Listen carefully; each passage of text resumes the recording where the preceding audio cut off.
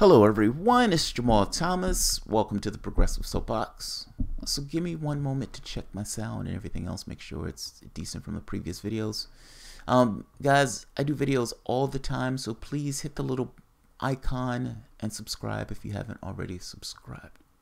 Alright, I want to try to be concise. Sometimes my videos where I do it live goes a little longer than I intend or than I want. So hopefully that's not the case on this one. I may take a few questions afterwards, depending on how concise I can be on this, but I'm going to do my best. So my thesis is simple and straightforward. The Democratic Party is fundamentally undemocratic. That is, of course, somewhat of a problem in a representative government where you have your parties are supposed to actually represent the people and the interests in those countries. You have a game system. You have essentially one party pivoting against the other party, trying to be least worse as a political ploy. But it goes deeper than that, and it's more problematic than that. The party itself works against these ideas of this kind of democratic process. It actively works against those ideas of democratic process. And as such, should not be supported under any circumstances as it's working with those ideas of undemocratic in their way of operating. Being complicit allows it to be the way it is. It's somewhat of a paradox. Your very energies allows this to take place. All of these people who support the Democratic Party, despite being somewhat lefties, I'm always shocked by, but they allow the party to be the way it is. Under the paradigm of the world, there are only two parties. If under the paradigm of the world, there are only two parties and the other party is batshit crazy, then by your definition, you're stuck with that one very specific, horrible, shitty party that you, for whatever reason, have stuck with voting for. They cheated your guy. And let me show you what I mean. Crying Man Zogby posted this. We're suing Russia, Trump, and WikiLeaks because of their secret plan to sabotage Hillary's campaign by exposing the secret plan to sabotage Bernie's campaign. Zogby was one of these guys supporting Sanders, and despite being cheated, still supports the Democratic Party. Immediately after Tom Perez gets in, Tom Perez demotes many of the people in the party, Zogby being one of those people, and despite being demoted, he continues to support the people in the party. You can beat me, you can slap me, you can kick me. I will tell my friends that I fell down an elevator shaft, that I fell over a broom. Sleep with the maid, slap me. You can be the drug-addicted, alcoholic spouse, male or female. I don't particularly care which one you want to add into that. I don't go anywhere. This is the political equivalent of an abused spouse. And I say that to say because that's essentially the way the behavior takes place, especially from the standpoint of the left. Regardless of what they do, you stay. Meaning there is no line in which it doesn't seem like you're ever able to say, I'm done. You stay. You sheepdog. You stay. It's fundamentally undemocratic, and yet you stay. You understand that in many cases, it's the organization of energy between the two people, this kind of mutual relationship. Meaning the fact that the person fixes the sandwiches, the fact that the person pays the bills, the fact that the wife knows that he's cheating on her, the fact that the wife knows that he has a drug addict problem, that he's also an alcoholic, knows these things and stays nonetheless. The fact that she stays in some part is part of the reason that he's able to be the way that he is. It's a mutual thing. Her leaving may have him die on the floor from a stroke, but it also may mean he get himself shit together. But he would never get it together with her being complicit and allowing him to be in that way. Look, the Democratic Party has taken steps to overtly affect the political system itself. They openly cheated Sanders. That's bad enough. But they've taken that strategy all throughout the United States. And I'm going to make my point here. It goes beyond just we favor a particular candidate to them putting action and energy into stopping other points of view and stemming this idea of lefties. They are preventing the people themselves from making a choice on who they want before they put their thumb on the scale on who they want. This is them trying to enforce their workable point of view all throughout the United States. And there are multiple candidates. This is not even up for contention anymore. But going back immediately to the Unity Convention, I want to step back. One of the people who were was at the Unity Convention made the argument for why superdelegates was necessary, why superdelegates was a good thing, and why, for the most part, the public didn't know what the public was talking about when the public was making that choice. And so the Democratic Party itself was the best person to make that choice on their behalf. This is after Obama, for the most part, elevated Hillary Clinton by putting her in the State Department and then allowing her a platform in order to run. Now, I would make the argument that he did that because he wanted those rabid Hillary voters to support him, and he told her, I will make you Secretary of State and I will give you a platform in 2016 after I finish my tenure. And that's precisely what he did. And Hillary Clinton ran that campaign as if it was her turn, and that everybody just understood that it was her turn, and that everybody should just move aside. It's her turn. Again, that's the Democratic Party making a choice on who they believe was best for the American population, not the other way around. At one point, before I get to that, even though this is trending long, the power distribution. You lost power, dude. All of you lost power. I invite Turner, I invite Zogby, I invite Nomiki, I invite all of these people who are, for the most part, these proponents of this taking back and boarding the ship for the Democratic Party to explain themselves on the show. I don't want to say this in absentia. I've invited all of these people, granted, through Twitter, but I've invited all of these people to come onto the show to have a conversation about this. I'll allow them to take the disposition and explain to me why they believe that supporting a party that is fundamentally undemocratic is somehow the best option, and how that's going to get them to whatever promised land they're trying to get to. The power distribution between the two. At one point, there was this tie between Labor and the Democratic Party, meaning they understood that they were working in tandem with one another. But at one point, it was understood that there was nothing to the left of the Democratic Party. And if you are to the left of the Democratic Party, you're potentially a commie, and that's a bad thing. At that point, they realized these other people have nowhere else to go. We've won this. This is locked. We can take money from those plutocrats, and we can still be in the party of Labor and say these nice things to Labor, even though we're not really going to do any of this stuff, because they have nowhere else to go. They just need the pretty words to make them come along, but they have nowhere else to go. Until you break that model of you have nowhere else to go, then you accept their model that you have nowhere else to go, and you're stuck with this particular political system. Your complicity allows them to be as bad as they are. And it's worse. This woman is arguing for superdelegates. She's arguing for an undemocratic system of electing these guys. Take a listen to what she's saying. This is mind-blowing stuff.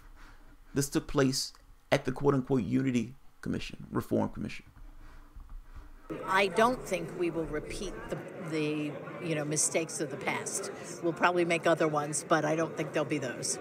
And we talked a little bit about the superdelegate process. Yeah. Obviously, the superdelegates in the past two presidential primaries, or not in 08 and in 2016, have been a really hot-button issue for the Democrats. And you said that, or the commission said, that they're kind of moving towards reducing the role of superdelegates. Right. A major step forward.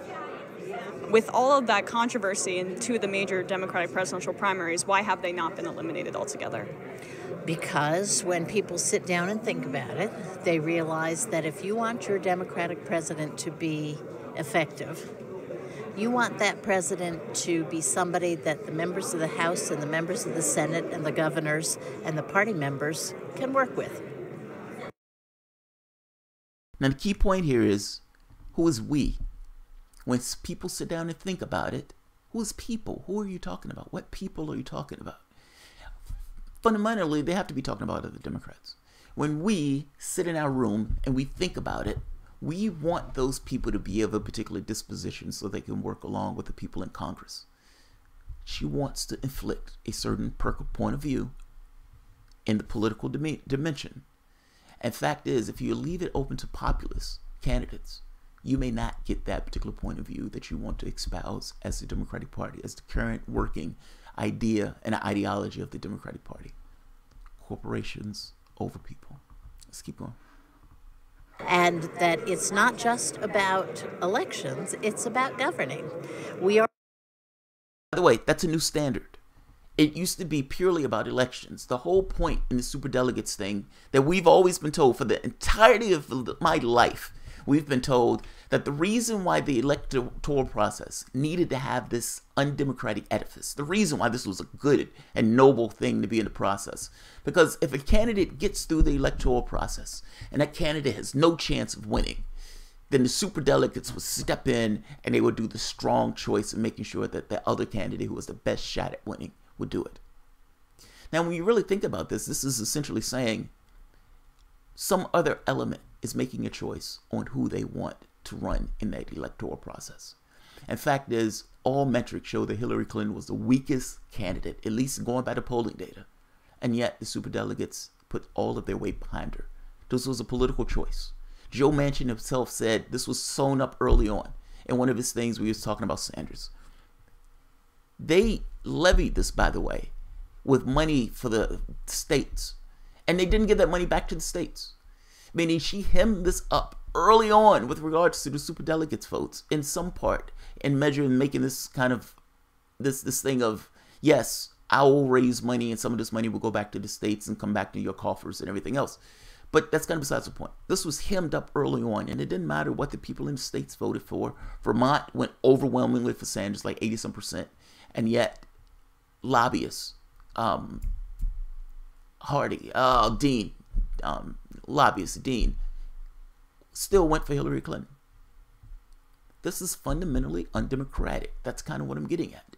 And this woman is making an argument that this undemocratic process is necessary because sometimes people will vote in a democratic way for somebody who the Democratic Party doesn't like.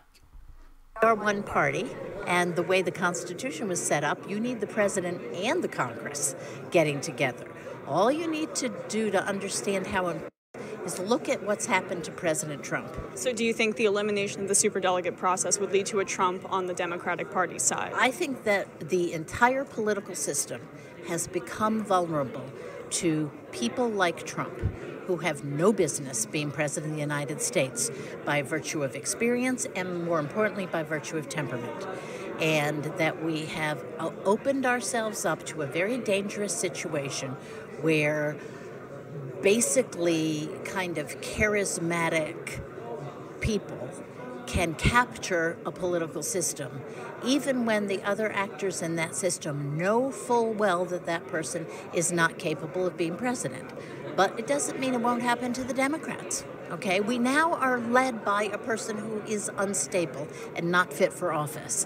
Well, what do you say to people who say that the Democratic Party is supposed to be better than the Republicans? They're supposed to have an more open process, and the superdelegates take away from that open process. What the superdelegates tell you is what they think of the people running for president, and you have to listen to them for one reason: they actually know them. No, that's utterly and completely absurd. The reason why you have to listen to them is because their vote is equivalent to like 50,000 regular human beings. What are you talking about? What are you talking about? I don't have to listen to my superdelegate just because they're just telling me what they think. No, there are real political consequences from the standpoint of that superdelegate. You want to know the consequences of the superdelegates? Look at the last race that we had. Hillary Clinton won that based on superdelegates. One superdelegate being equal to thousands and thousands and thousands of regular votes. You're being extraordinarily glib in the way you're saying this. Let's keep going. Okay, the voters don't actually know them.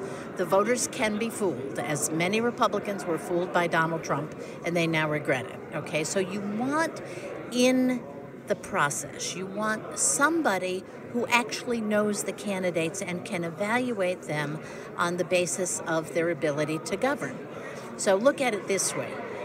You would not go to a neurosurgeon who was not validated by other neurosurgeons, right?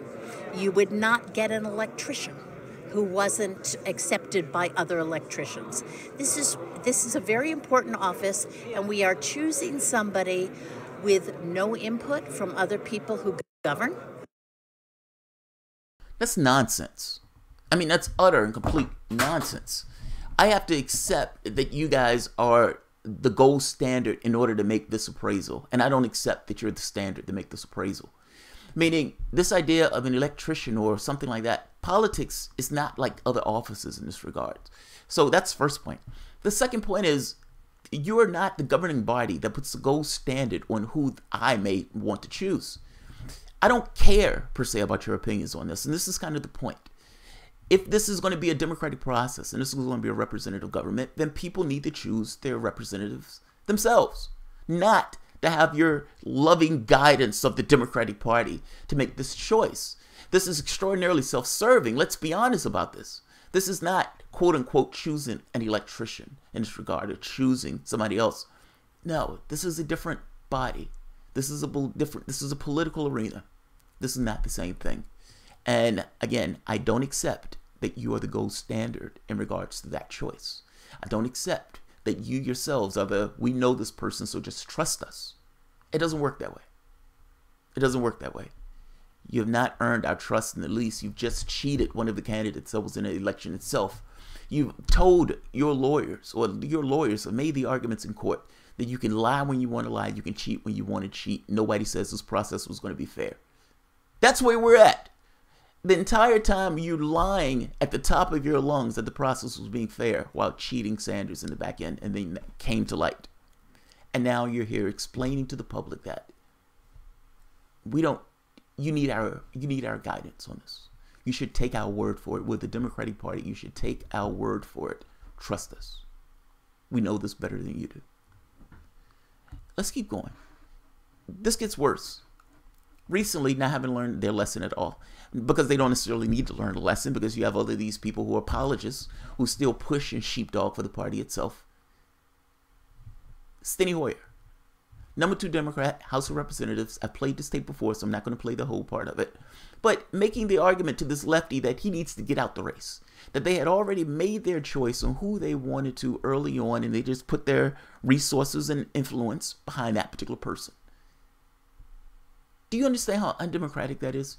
The people in the states themselves, in countries or the districts, haven't even made their choice on who they wanted. The Democratic Party made the choice for them and put their energy and resources behind it.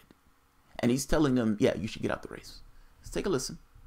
I've played it before, so I'm not going to play the whole thing. You would like me to get out of the race. You keep saying, I would like you to get out. And of course, that's correct. Yeah. I know you're fundraising for Crow. Yeah, you know. I'm for Crow. I am for Crow because a judgment was made very early on. I didn't participate in the decision. So your position is a decision was made, very early on, before voters had a say. That's fine, because that's the DCCC knows better than the voters of the 6th Congressional District, and we should line up behind that candidate. That's certainly the consequence of our decision. There are 2 things I'd like you to consider. One may be easier than the other. First would be if you stay in the race. And frankly, I would hope you would not. I'll get to that. But if you stay in the race, it is not useful to the objective to tear down Crow. Listen to what he's saying. It is not useful to the objective to tear down Crow. What I want lefties to try to realize is that you're not in that party. You and what that party fundamentally believes and espouses are different. And the reason why there is such a clash between these things is because there is a difference between how you process the world versus how they process the world. Even I would make the case the end goals of what you want are going to be somewhat different. And yet you persist. Let's let him keep going. There's a little bit more. Crow's clearly the favorite. That doesn't mean you win. It just means he's the favorite. I hear you. That doesn't mean it's right. It just means No, I hear you. right. I don't know Crow well, but I think he's a decent human being. So before we go any further on that, Crow is the favorite. In no small part, Congressman Hoyer, because the DCCC not only put its finger on the scale, but started jumping on the scale very early on. And I'm born and raised a Democrat. I mean, it's undemocratic to have a small elite select someone and then try to rig the primary against the other people running, and that is basically what's been happening. I hear you, and I disagree. But you were part of that process as well. You said absolutely. Yes. He said you were part of that process, and he says, yeah, absolutely. Now, he didn't like the term rig because he doesn't necessarily want to call that rigging, but he kind of misses this point that before anyone made a choice all throughout the United States, the Democratic Party was going in and putting their thumb on the scale, then turning around and said, this guy seems to be the most viable. Missing the point that, well, you just put your thumb on a scale, making that person seem more viable. That's the point that he's getting at. This is not just in Colorado. This was all throughout the United States. The Democratic Party is making choices on who they themselves want.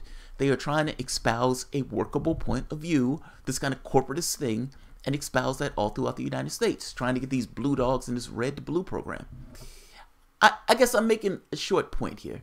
If this process is completely undemocratic, if these guys are rigging the process in the same way they did with Sanders, what leverage do these lefties have of changing this process?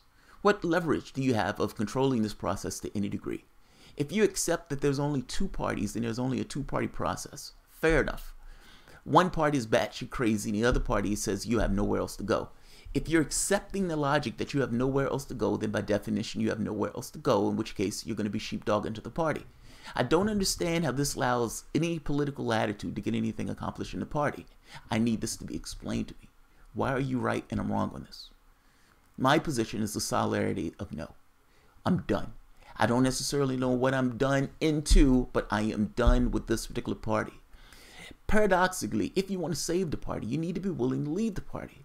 In the same way that the crack-addicted, alcoholic, drug-addict boyfriend is enabled by the spouse that essentially makes him his sandwiches and everything else.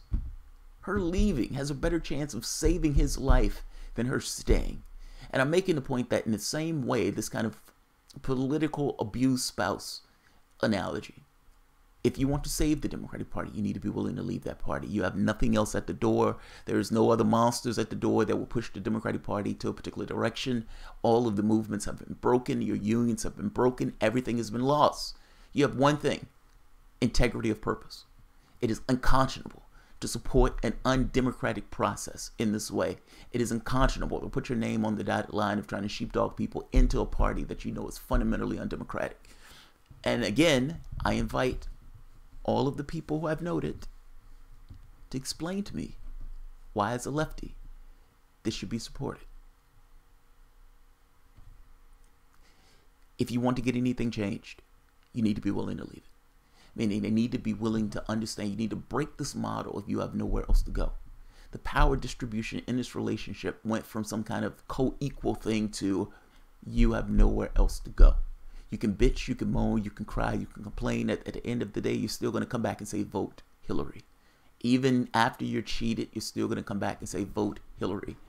I'm using this picture that Zogby put up because I call Zogby crying man. And I don't mean that in a bad way, even though it sounds bad. I say that to say that he was a full-throated Sanders supporter. And I would imagine this burns a little bit, seeing that these guys are coming up with this political stunt of suing the DNC. And yet, he's still a Democrat. And still functions as a Democrat. And he whines and complains about them cheating Sanders. He understands that they cheated Sanders. He understands that they're rigging it all throughout the United States against lefties. He's posted articles showing them rigging it all throughout the United States against lefties. And yet, still he stays. Where's the line? And if there's no line, what is the impetus for change when there's nothing else pushing against them to make them change? So, I'll leave it at that. Oh wow, there are people here this early in the morning.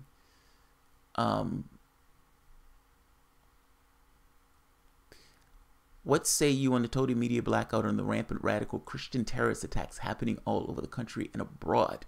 I didn't realize there were rampant Christian attacks happening all over the country and abroad. Jamal, none of this makes sense until you start studying exopolitics. Get into the UFO stuff. Let's see. I disagree with elites running everything. Is he kidding? You missed the point. The political leaders are the avatars of these things. Meaning, yeah, you have a Republican Party that's for the most part bought, stock, lock, and barrel.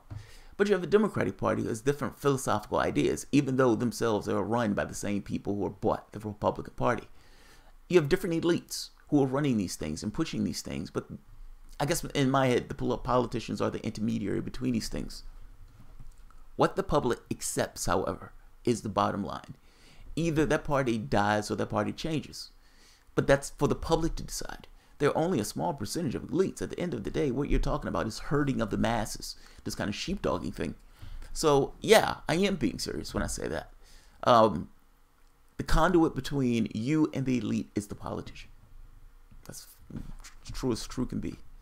But fact is, nothing changes if you continue to stay with the same system. It's like if you do the same thing that you've always done, you'll always get what you've always gotten. And for whatever reason, you have some lefties who believe that if they do the same thing, they do it long enough and hard enough, that somehow magically they would get something different. I choose to disagree. I totally disagree. All right, I'm not going to keep this one too long because I want certain people to see this. Because I actually do want I would love to have N.Turner on my show. I would love to have Nomiki on my show. I would love to have Zogby on my show. Because I think they're being earnest. But I have questions. And I don't think I've heard them in skeptical interviews where those questions get answered. So this is an open invitation. I strongly suspect that neither one of them would take this invitation, but it's open nonetheless. I've made this argument more than one time, explaining we were wrong. Convince me. Make me a believer. So I will leave it open. All right, guys. If you enjoy the content, please feel free to share, like, subscribe, and of course, you can always support the Patreon. Thanks, guys.